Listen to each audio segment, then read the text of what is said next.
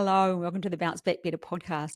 Oh my goodness, you're in for a bit of a treat this week. I have a guest. It's Di Russell, a friend of mine who is Di Live, which I absolutely love that name. And today, Di and I are going to have a bit of a chat about things we agree with and maybe things we don't. But we're talking about creating a life you love. And when I asked Di what her one-liner is, what's her thing, she said it's consciously creating a life you love. But if you don't want to say consciously, well, then just say creating a life you love. And I'm like, no, because Di is definitely a consciously creating a life you love kind of woman. And I know that there are plenty of you out there that listen that really would appeal to you. So we're going to unpack Di's story and her methodology for consciously creating a life you love. And I think you're going to find this incredibly interesting. So Di, welcome. Thank you so much for joining me at usual story, Hillary's late notice.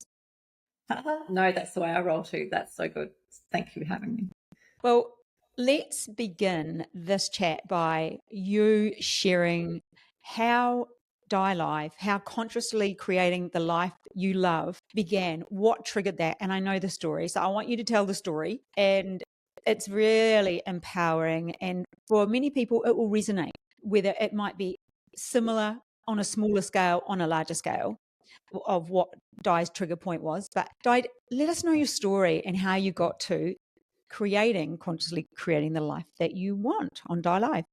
Yes, thank you, Hillary. It's funny, the story, I didn't tell it for so many years because I thought it's not much of a big thing. It just happened in my little house where I was living with my two daughters in the mid-north of South Australia in Port Augusta. And my husband, so I was 22 years old and my husband had recently passed away. And we'd been married nearly 4 years at that point, and we had a 2-year-old and a 3-month-old. And I had gotten married because I didn't want to go to university. I didn't want a career. I'd worked in the bank for a year or two. Then I got married because I wanted to just hide in my house. I was not confident. I was academic. Dad had tickets on me being a doctor or something like that, but I was so shy and so insecure. I just thought I'll get married and have kids, hide in my house. So when my husband died, I was a little bit upset because I thought, well, one, that clearly wasn't in my plan. But two, I thought now I have to come up with another plan. And that was not what I'd had in mind. And I remember being in the laundry. This is 35 years ago we're talking now. My beautiful daughters are now, in their 30s. And just for those listening and not watching this on YouTube, Di only looks 35 years old. So, wow, Di, you look amazing. But I'm still blown away at the impact or what you've been through at such a young age. So, yeah, sorry, carry on. And I think you're right. I think we're very impressionable when we're young. And so things do, impact us heavily. And this event certainly did. And so I was in the laundry washing all the cloth nappies one day, and I thought I could feel in me this hefty load of anger. And I thought, you know what? I have to keep this pressed down with all the other emotions that I'd always kept pressed down. I thought I just got to keep this facade going. I'm doing fine. Everything's fine. It can't get out, because if a bit of this gets out through the cracks, I thought to myself, I'm in deep shit, and I'm looking at buckets of shitty nappies. And I thought, well, so on we go, a couple of weeks down the track. And my young, nearly 3-year-old by this stage, I was trying to help her get dressed. She wasn't cooperating. And I'd been a real flatliner emotionally. Like, my life had lent itself to that, and that's a whole nother story. But this day, Amy would not cooperate, and I just lost my temper with her. I'm like, Amy, just help me. And she was on the floor. I was trying to get her changed, and she was on the floor, and she dropped her hands and her legs and just went limp. I thought she'd fainted for a minute because her body just went limp, and she locked her big brown eyes on mine, and she spat the words at me, I just want my daddy. And I could feel her anger as well. And in that moment, the picture in my mind is it's like a wrecking ball came through the lounge room. It winded me. I just remember being picked up, feeling winded, running down the passage to the nursery, which was at the end. And it was a little 5-borough home we lived in. And I slammed the door so hard, I swear that house shook. And I stood in the middle of the nursery with my hands on my hips and my head back as if God was sitting on my roof. And I just let out this verbal vomit of all the blame and shame and all the rest that I had inside of me, and was literally saying, let's talk about who is to blame for this shit show called my life, because I was not happy. I was completely livid. I was 22. I had two children, which I'd had because my husband, who was nearly 10 years older than me, wanted children straight away. And I thought, of course, let's do that. So here I was left holding the babies, and I had no plan, no idea for my life. I had no career. I had no money.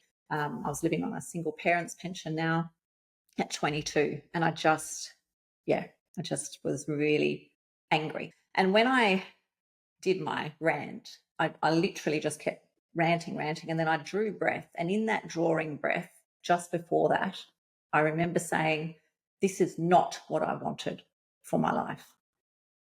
And then in the silence, I literally heard the words land in my head, what do you want?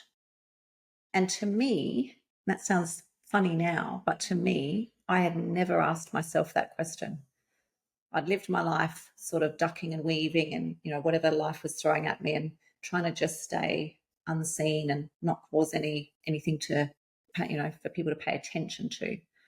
And so at that moment, when those words landed, it did take me aback, and I thought, oh, since you're asking, I would like, and I started walking back down the passage. Must have been hilarious to my little ones down the other end of the house.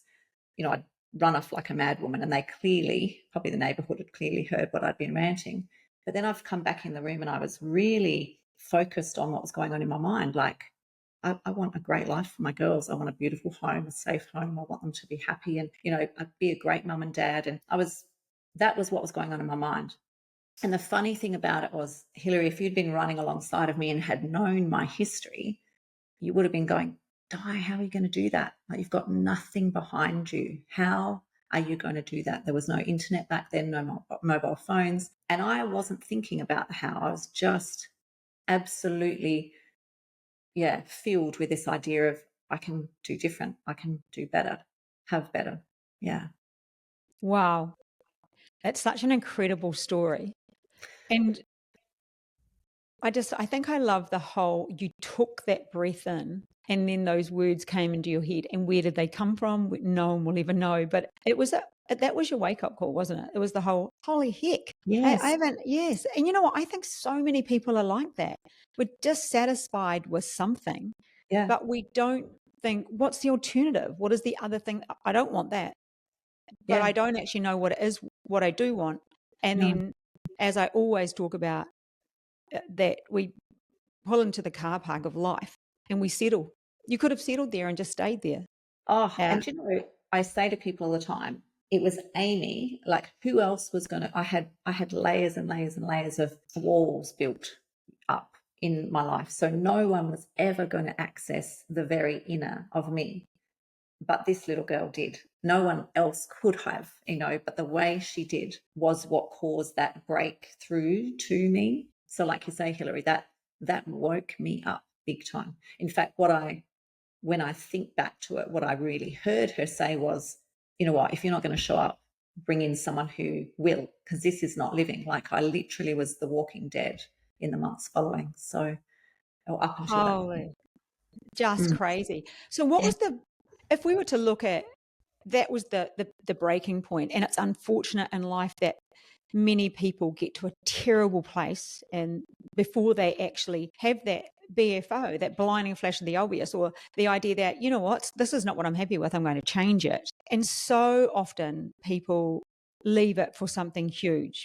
They get sick, somebody dies, those things happen. So what did you do to get out of that? It's all very well having an idea, I want change. What was the Yeah. way you got out of that? What was your strategy? Or did you even know what a strategy was? Was it a big whiteboard? What was it, Di? No, and my life is a hilarious story now. I look back, because I'm nearly 60 now. So we're talking, you know, 35 or more years ago, and I didn't have a strategy, and that was the funny thing. So the words that dropped in my mind, "What do you want?" 27 years later. So what happened from that day was I had a different energy, and I did want to mention. I think, like you said, everyone's had moments where it's been that breakthrough moment. But what then? What do we do with that then? Well, mine impacted me so much. It I always say to people, it lit a fire in my belly that's never gone. It's never gone out. And I think, one, because it was Amy, and just where we were and the anger I had, it just sort of turned it all around. So from there, I actually remarried again, and we started a business, and I just went on and I did a lot of self-development, which, love that word. It was a lot of shelf help for me, just books and Shelf help. Love it.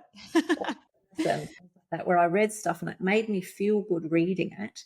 But I did that for 27 years, and there was no deep change. I still felt insecure. I still felt unworthy. I had all of that conditioning still going on, but I felt good when I read all this stuff. And I did achieve some things through sheer, effort and willpower, but nothing really changed inside me. So fast forward 27 years, my marriage ended, my second marriage ended, and I went off on a mission to find, because I was standing in my kitchen. I thought, I've got to sort my shit out. Like, my kids had all left home. I was living on my own. I thought, what don't I get? Like, why is my life such a disaster? That's how I saw it. And I Googled living authentically because I thought Dr. Google's got to know something, right? I just wanted to sort my shit out. I didn't even know what my shit looked like. So I thought, let's get this sorted. And up popped YouTube, and an older gentleman by the name of Bob Proctor was speaking. I'd never heard of him, but what he said really hit me. And I thought, all right, he must know something. He's been doing it for 60 years. He's in his 80s. I'm going to learn from him. So I quickly enrolled to train with him, started traveling over to Canada back and forth. And for the next 6 years, that's what I did. And we became great friends until he passed away in 22. But the funny thing about what Bob taught was, the first live training I went to, he walked up to me in the room and he pointed at me and he said, "What do you want?" That was his catch cry. Like, what do you want?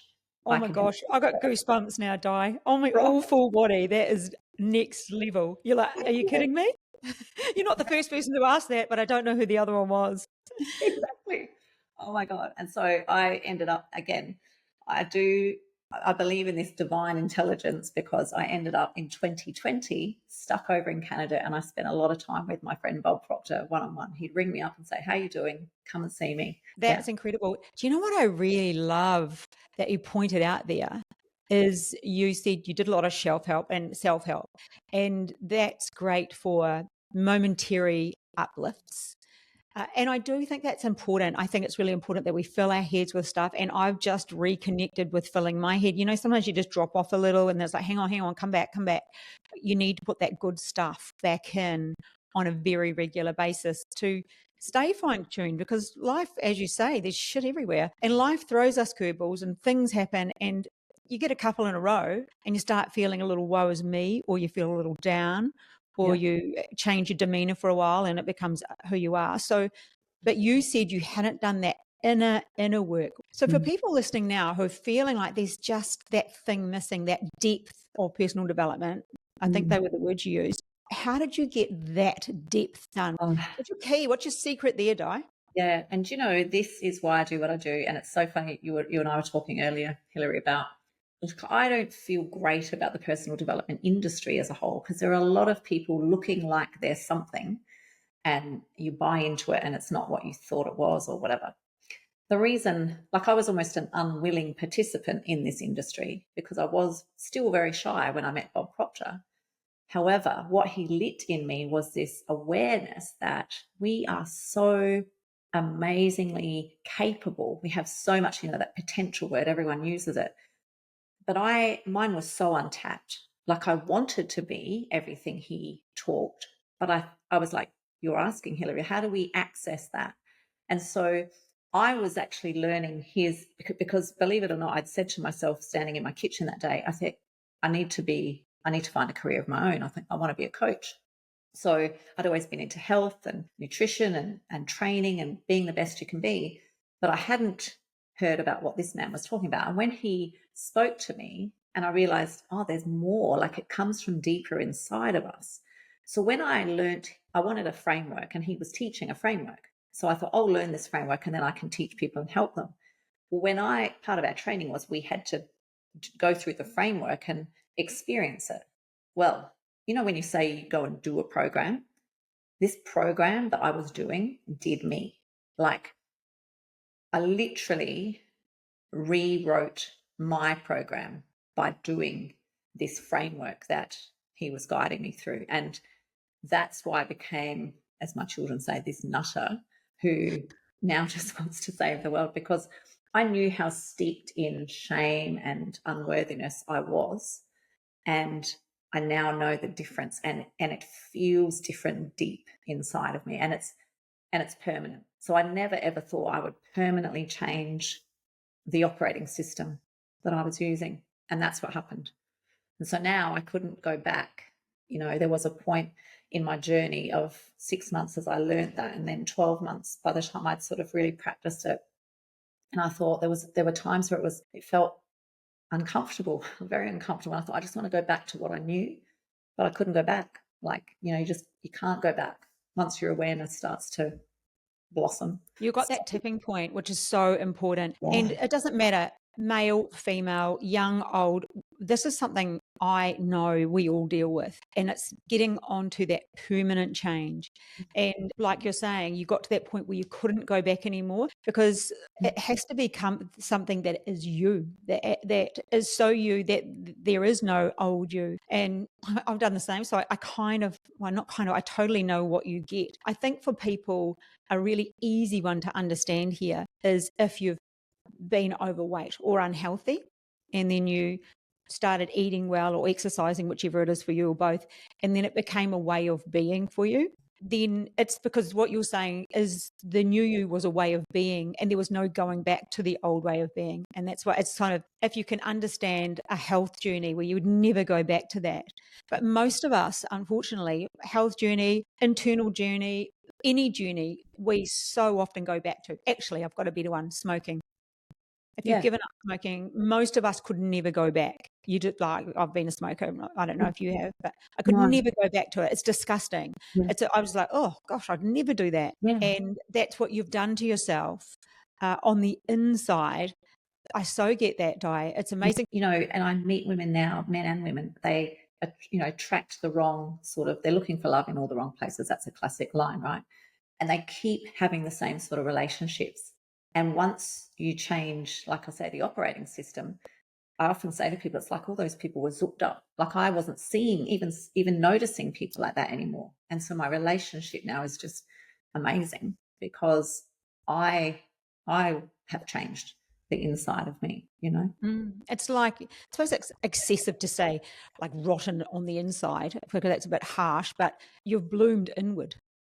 Yeah, and There's if I can say this, I really love sharing this story. I was with Bob Proctor in his study one day, and I was upset because it was 2020. I'd been booking flights to get home, and they kept being cancelled. So I was on flight number 2, had just been cancelled, and you didn't get your money back. They took 90 days to. So I was running out of funds really quickly, and I was upset. So I went to see him. I walked in, I'm in tears.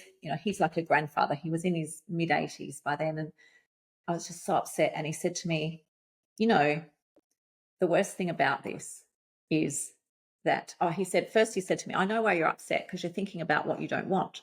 And I thought, oh, Bob, let's not do this today. Like, this is happening, this is happening. My flight's just been cancelled. He said, yes. And the worst thing about it is that you know how this works. You know the laws of the universe. You know that if you think about something, you're going to start to create that. And I said, yeah, I get that. I'm just saying this has. So I kept rebutting him like this. And he said, and the very worst thing is that you're not ignorant. So that means you're acting like a stupid person, he says to me. And I'm sitting there bawling my eyes out. And I didn't know whether to smack him one or to, race out the door. But I've never forgotten that, because he always told the truth. He wasn't there to comfort me and give me sympathy. That just would have kept me stuck. He told me the truth. He's like, if you want a different outcome, you better start thinking differently, because you don't have to settle for this. Like, think about what you want. Interestingly, the third one was a home run. I got home on my third flight. I'm not walking in again to tell him my flight's been cancelled. Oh, what incredibly lucky when you reflect back, even though you didn't want to be there and you're being kept there because Oh, airports were shut for so long and the countries were all locked all around the world. But what an opportunity to be stuck with Bob Proctor. Oh my gosh, that is absolutely. Yeah, so crazy. So, Di, what do you do now with that? What do you actually, how do you help people now? What is the consciously creating the life that you love? How do you implement that out Yeah. there in the sphere? Yeah, very good question. Because I used Bob's framework for probably 8 years, the first 8 years of helping people, and that was amazing. And then I was talking to some clients of mine, and they said, we're not really doing that. We're just listening to you. And I thought, okay. So I just started to make my own framework, and really, I have a very simple 4-phase co-creation framework, as I like to call it, and I walk people through that in many different ways. I work with people one-on-one, but they always become a part of the bigger community because we have online community there. And I also do things called the Great Minds pods, which I love. Pods. I call them pods because it's groups of people. I find people love groups. They love talking to other people about their experiences. And so I teach the co-creation process, but it's not a here's your textbook. It's not shelf help. It's actually, okay, you are living a program. You are the program. Is it working for you or is it not? And let's have a look at what you're doing day in, day out, month in, month out, and talk to what's happening. So I teach, but I teach to where you're at so that you can take what I'm giving you and start to implement it. So I love the pods in the sense that I love getting my hands in the clay with people and helping them to shape their reality now rather than here's a program, go and learn it and good luck implementing it. We do all of that online or in the room. I do them in both ways. I know you said, and I'm thinking about joining a pod, by the way. I know you said you do groups of 7, and it was 7. Usually, see, I've got a very Kiwi accent when it comes to 7. 7 is the one that most people catch me out on. Fish and chips, 6 and 7. But I like the idea that it's that connection should you want to. I think that would be something I'd like to check out myself and see how I go, because I'm quite an individual and I like to do things by myself because high D, very high DI. So it's just all about getting there faster. And so sometimes unless I'm working with somebody, I Yeah. don't want to sit, or it's a friend and I'm having a glass of wine, I don't want to sit and chat about somebody else's problems all the time. No. And so, No. but I would like to try it because I think that it might just be useful for me to experience that kind of. When you explained it earlier, I see it as like a mastermind, an individual mastermind. So we have a mastermind and it's about property development, or it's more about a personal one where each person has their own story. And I think, like you, Di, there's the outward me that everybody knows, but there's an inward me Yeah. that absolutely nobody knows. Nobody knows. There's, there are walls up there, those walls of protection, Yeah. because the odd time you've let somebody come too far and you just should never have done it. Yeah. So there's that lack of trust. So maybe that's something maybe I will put a link below anyway. Can we put a link for information about that? Yeah. Um, Yeah. but I that will. might be something. I've got a link for in person. So if you're in Adelaide, there are pods in Adelaide, South Australia. But if you're not in Adelaide, then they're online. You know what I love, Hillary, is that I just, for me, I knew that I wasn't be able to do it on my own. Like even when I was studying Bob Proctor's material, God, I was cheeky. I used to say to him, what? I've got all the material. Why can't I just listen now and do the book and I'll be good? But like he used to say to me, it's like trying to string yourself up by your own bootstraps because you are the program.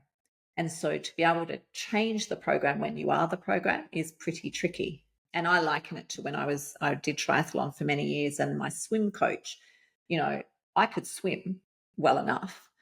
But when the coach was watching me swim, he could see, you're doing that thing with your elbow that you do. And I go, oh yeah, and I'd correct it for a bit, but then I'd get back into my old, like you said, it just comes back and then you'd be doing it again. So it's that constant tapping in.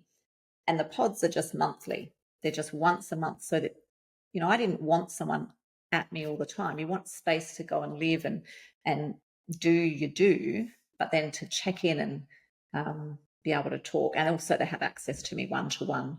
So you meet in the group, but outside of that, during the month, if you want to book a call and have a chat about what's going on, then that's part of it as well. So Yeah, I'm loving the idea of that, Di. I think it sounds fabulous. So if you were to ask younger, or actually tell younger Di now what she could have done at 22, what would have been different for you? Would there have been a change, or you would have stayed on the journey you've been on? Would you have started earlier? What would you have done differently that from that day when you looked up and said, what do I want? Because this is quite a pivotal point. What was that for you? What would it have been if you'd done something different? Mm. It's funny, and I'm sure everyone listening can relate to this. I've worked with plenty of people to know that you've got that self in you that is always there. So even in my childhood, which was very suppressed, I was aware I had this self in me that was solid. I don't know if you can relate to that, Hilary. And so I was almost aware that right up until that wake up call, I was suppressing that part of me. I knew I was capable, but I somehow couldn't access it, if you like. I was aware it was there, but I couldn't access it. And I think it was that moment that made me go, okay, enough bullshit. It's time to access all that you've got. So I wouldn't change my life. I look back and I've had lots of experiences. I've raised 3 daughters and one who went through a lot of self-harm. And so we've had many, many experiences. And when I came to my beautiful accountant, Trevor, hi Trev, if you're listening, I said to him, you know what, Trev, I'm going to do this, because he'd been with me for 30 years doing my accounting in the other business. And I came to him with my new business idea, and I sort of hung my head thinking, oh God, what's he going to say? And he looked at me and goes, oh my God, I think you've got it. And I said, but Trev, my life's a shit show. He said to me, that's why you'll do this well, because I do feel like I can relate. And so I wouldn't want to not have had the experiences I've had, because I can look you in the eye and say, I don't know how you're feeling, but I can relate to that feeling. So yeah, I'm not born into money, everything's been shiny and new the whole way along, and I'm here to help you. It's like, no, I've been in the trenches too, and can sit by you as you do. So I love that word, sit by. I've got a friend who's a funeral director, and I said to her once, how do you do it? How do you remain so strong when everybody around you is just distraught? And she said, you can't be a lighthouse and be in the ocean as well. So you've got, yeah. And when she said that, I was like, oh, I can't. Oh, she had to be that beacon. And that's kind of pretty much what you're saying, yeah. meaning I get you. Mm. I'm with you. Mm. I'm not, yeah. I mean, it doesn't, experience is everything. It is everything. Well, that's it. You can read it in a book, but that's when you were saying earlier, how do we do the deep work? It is that embodiment. You can't experience it by knowing it intellectually. You have to embody it. You have to experience it, and that's what I take people through, I guess. So yeah. Well, it sounds very interesting, Di, and you've had an amazing life. I've got one question about the daughter, the 3-year-old that threw her hands on her thighs and went limp. Is she still that child? Is she still the one that will throw her hands on her thighs and go limp? Do you know, she's had quite a journey too, and she's a beautiful woman, mother of 3 boys. So she's always on the move. And she's a nurse. So yeah, it was interesting. One day I got my Bob Proctor wanted to see photos of my daughters, because one of them wasn't real happy with the journey I was on. And he said, which one is it? And I told him, and he said, have you got a photo? And I got photos out of my daughters, and he looked at Amy, the eldest, and he said, oh, she could run a small country. I said, yes. Oh my gosh, Yes. goosebumps for you.